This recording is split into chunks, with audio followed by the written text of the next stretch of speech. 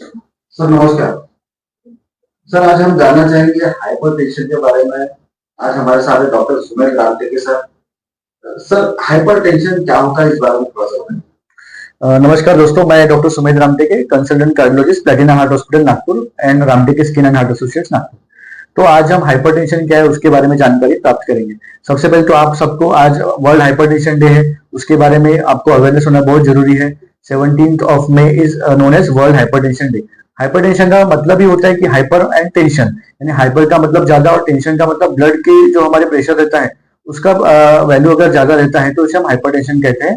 Normally जो हमारा blood pressure रहता है वो 120/80 ये फिगर है। जो ऊपर वाला सिस्टोलिक हमें इसे 120 कहते हैं, वो नीचे वाला डायस्टोलिक इसे हम 80 कहते हैं।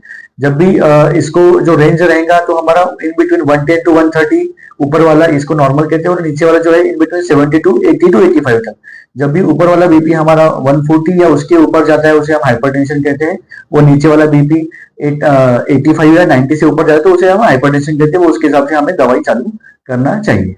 सर ये हाइपरटेंशन होने के कारण क्या होता हाइपरटेंशन होने के बहुत सारे प्रमुख कारण है। सबसे इम्पोर्टेंट चीज है हाइपरटेंशन का जो प्रमुख कारण है वो हमारा डाइटरी इंटेक का जो प्रॉब्लम रहता है। यानी आजकल काफी सारे जंक फूड हम खा रहे हैं, सेवन कर रहे हैं, है ना। साल्टी फूड्स बहुत ज्यादा यूज कर रहे हैं। जितना ज्यादा हमारा सॉल्ट का सेवन रहेगा यानी नमक का सेवन रहेगा उतने ज्यादा हमारा ब्लड प्रेशर बढ़ेगा, क्योंकि नमक में सोडियम क्लोराइड ये चीज रहता है। तो सोडियम का डायरेक्ट रिलेशन ब्लड प्रेशर से रहता है। जब भी सोडियम बढ़ेगा तो हमारा वाटर इंटेक बढ़ेगा, वो हमारा ब्लड प्रेशर बढ़ेगा। इसलिए जितना ज्यादा हम नमक खाएंगे इसलिए हमारा बीपी भी बढ़ेगा। इसलिए जो WHO, अमेरिकन हार्ट एसोसिएशन या फिर इंडियन एसोसिएशन के जो गाइडलाइंस है ये सब कहते हैं कि हमें नमक की मात्रा कम से कम रखना है, इसकी मात्रा हमें लेस देन 3 ग्राम रखना है।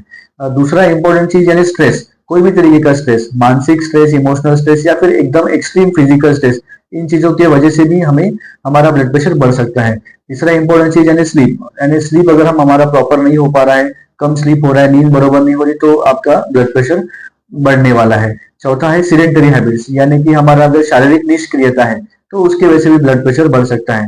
पांचवा इंपॉर्टेंट चीज यानी जेनेटिक्स, तो फैमिलियल ब्लड प्रेशर भी रहता है, ब्लड प्रेशर रह सकता है ना। तो ये प्रमुख प्रमुख कारण है ब्लड प्रेशर बढ़ने के।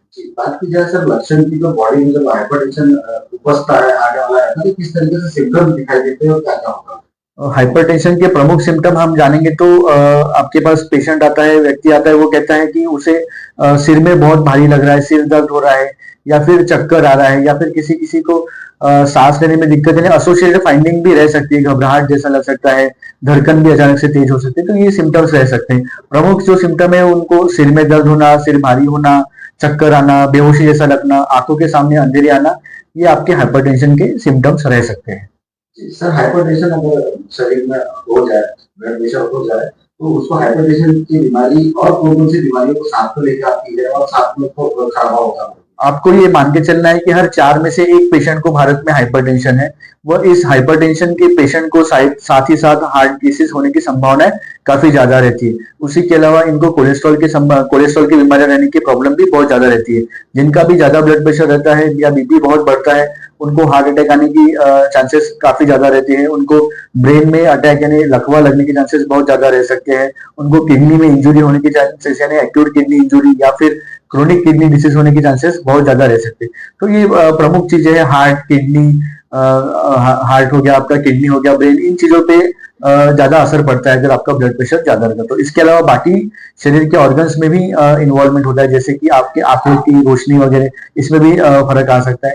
तो ऐसा नहीं कि ब्लड प्रेशर बढ़ा तो सिर्फ आपके हार्ट के ऊपर असर पड़ेगा, आपके शरीर के सारे ऑर्गन्स के ऊपर ब्लड प्रेशर बढ़ा तो असर पड़ सकता है।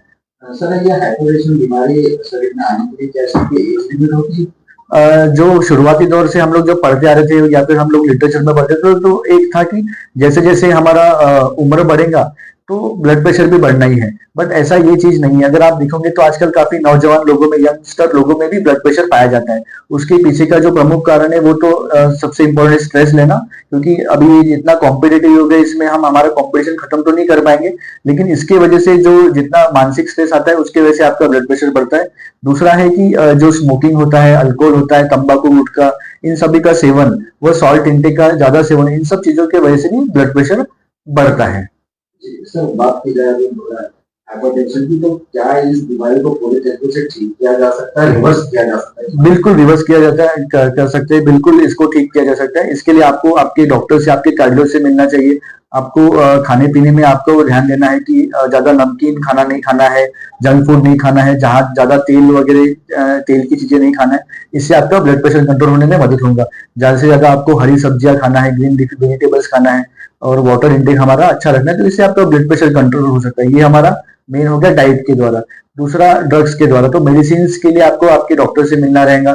कौन सी टाइप की उचित मेडिसिन आपको रहेंगी, वो आपके डॉक्टर आपको डिसाइड करेंगे। तीसरा है कि आपको मानसिक स्ट्रेस अपना कम रखना है, योगा करना है, मेडिटेशन करना है, डेली हमें वॉक करना है, minimum 30 minutes daily brisk walking करना है। अगर आप जिम करते तो जिमिंग कर सकते हैं, एक्सरसाइज कर सकते हैं, साइकिलिंग, स्विमिंग, सारी चीजें कर सकते हैं। तो इसके वजह से भी हमारा मन शांत रहेगा, हमारा ब्लड प्रेशर कंट्रोल होने में इससे मदद हो सकती है।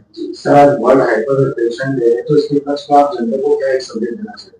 आज 17 में वर्ल्ड हाइपरटेंशन डे के उपलक्ष्य में मैं जनता को, लोगों को, हमारे सारे पेशेंट्स को, मेरे सारे मित्रों को यही संदेश देना चाहेंगे, यही हम उनको बताना चाहेंगे कि ब्लड प्रेशर को आप हल्के में नहीं ले सकते। बीपी बढ़ने से आप देख रहे होंगे आपके घर में, हर एक के घर में किसी ना किसी एक व्यक्ति को या आपके फैमिली फ्रेंड में सबको ब्लड प्रेशर है। वो उसके वजह से काफी सारे दुष्परिणाम आपके शरीर पे आ सकते हैं। आपको ब्रेन में अटैक आ सकता है, ब्रेन अटैक यानी स्ट्रोक लगवा हो सकता है, आपको हार्ट में अटैक आ सकता है, यानी माइक्रोड इन्फेक्शन जिसको हम हार्ट अटैक कहते हैं वो आ सकता है। उसके वजह से आपका हार्ट का पंपिंग कम हो सकता है, इसकी वजह से आपकी जान जा सकती है। तो इसको आपको ब्लड प्रेशर को कंट्रोल करना बहुत ही ज्यादा जरूरी है।